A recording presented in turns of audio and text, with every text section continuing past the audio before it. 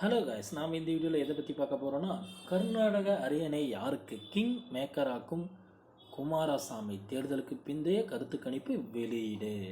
கர்நாடக அரசியலில் என்ன நடக்குது அப்படின்றாங்க இந்த வீடியோவில் நம்ம முழுமையாக பார்க்க போகிறோம். நீங்கள் நம்ம சேனலுக்கு புதியவர் அப்படின்னா நம்ம சேனலை சப்ஸ்கிரைப் பண்ணி வச்சுக்கோங்க. பக்கத்துலேயே ஆல்னு ஒரு பட்டன் இருக்கும் பாருங்க, அதையும் கிளிக் பண்ணி வச்சுக்கோங்க. அப்போ தான் நான் போடக்கூடிய ஒவ்வொரு வீடியோவும் உங்கள் மொபைலுக்கு நோட்டிஃபிகேஷனாக வரும். வாங்க வீடியோக்குள்ளே போகலாம். கர்நாடக அரியணை யாருக்கு கிங் மேக்கராக்கும் குமாரசாமி தேர்தலுக்கு பிந்தைய கருத்து கணிப்பு வெளியீடு. இந்த நிலையில் பார்த்திங்கன்னா, கர்நாடகா மாநில தேர்தல் இன்றைய கருத்து கணிப்பு தற்போது வெளியாகியுள்ளது. அதன்படி ஜான்கி பாத் நிறுவனம் வெளியிட்ட தேர்தலுக்கு பிந்தைய கருத்து கணிப்பு, பாஜக 94 to 117 தொகுதிகளை பார்த்திங்கன்னா பிடிக்கும் அப்படின்ற மாதிரி சொல்லியிருக்காங்க. காங்கிரஸ் பார்த்திங்கன்னா 91 to 106 வரைக்கும் பிடிக்க வாய்ப்புகள் உள்ளதுன்னு சொல்லியிருக்காங்க.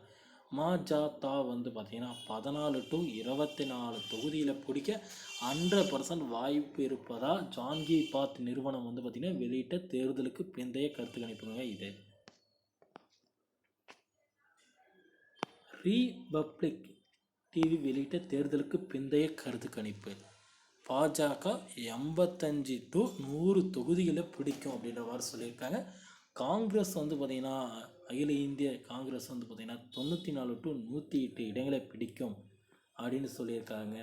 மஜத பார்த்திங்கன்னா 24 to 32 வரைக்கும் பிடிக்க வாய்ப்புகள் இருக்குன்னு சொல்லியிருக்காங்க. மற்றவை பார்த்திங்கன்னா 2 to 6 இடங்களை பிடிக்கும் அப்படின்ற மாதிரி சொல்லியிருக்காங்க.